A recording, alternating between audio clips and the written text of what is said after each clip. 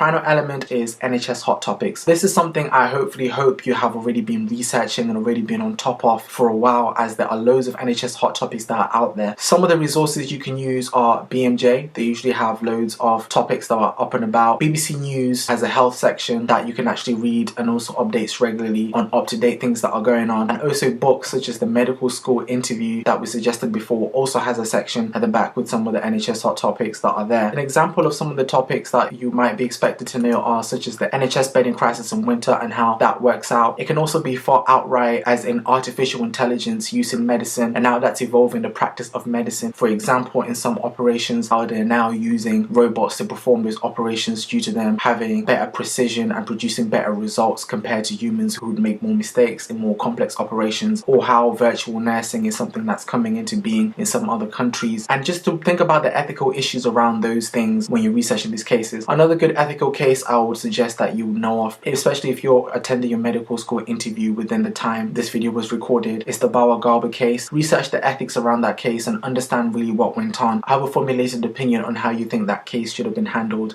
and if you agree with the results or not. Another hot topic that you should know is Brexit and how that will affect the NHS and the effects on the economy, effects of investment in the NHS, and how that will affect treatment of different people. Last but not least, another core essential topic that you need to know are junior doctor contracts and how that will affect you. The reason why you have to know these things is a medical school interview is practically a job interview, as it's a degree geared to a career, and once you graduate you will become a doctor, so it's essential you have to have an interest in the field that you're going up to.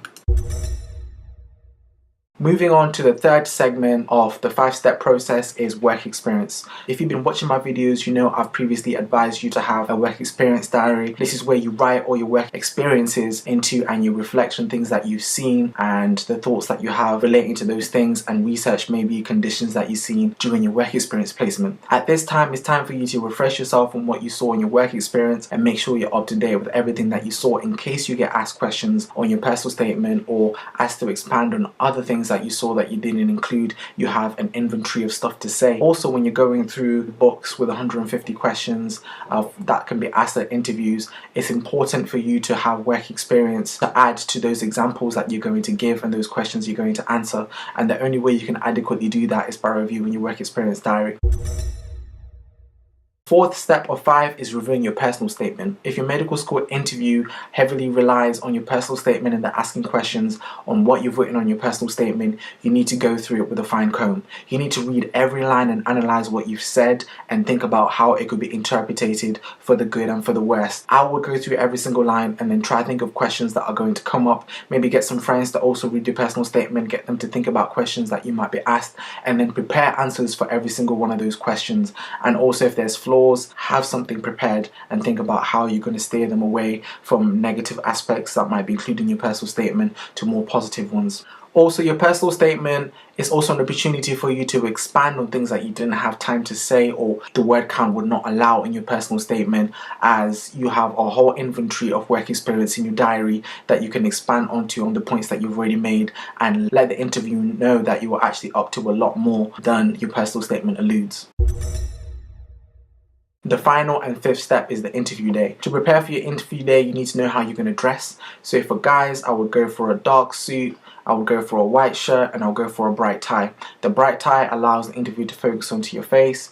Keep it smart, keep it simple. For women, I would go for anything that adheres to the NHS dress code. So nothing too tight, nothing too short. You don't want to show too much cleavage. You don't want to have excessive piercing. You don't want to have hair that's too bright. If you adhere to the NHS dress code and you dress professionally, that should be okay. Also, you need to practice your handshake and how you're going to shake your interviewer's hand, because you don't want to shake their hand too firmly or too softly. You need to know how you're going to handle your body language, how you're going to sit in the chair, the distance from the desk and the chair. All those minute details, non-verbal communication will take you a long way.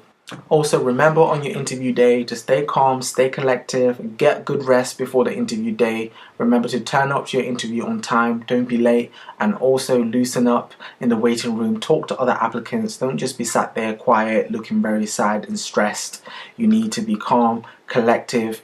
You need to act your confidence. act it until you make it, and when you get into the interview room, just remember you've got nothing to lose. You've made it this far. This is your chance. This is your opportunity to shine and to get what's yours. I've also included a document that you can download that summarizes everything I've said below. All you need to do is to sign up with your email account. Also, remember to watch some of my other videos on MMI stations that are on my channel. Thank you. Tryna get through to you. You sassy, you bad B. Feel it animated like it's Disney, like it's Bambi. Investing all my time in you. You know there was no plan B. Got me thinking maybe I could've been happy if I stuck through everything and made it happen. I mean, to you. Oh yeah, you had to leave. No finger to the dial, but you never go. Do I ever cross your mind? Guess I'll never know. But I wonder, over and over again. Damn, I think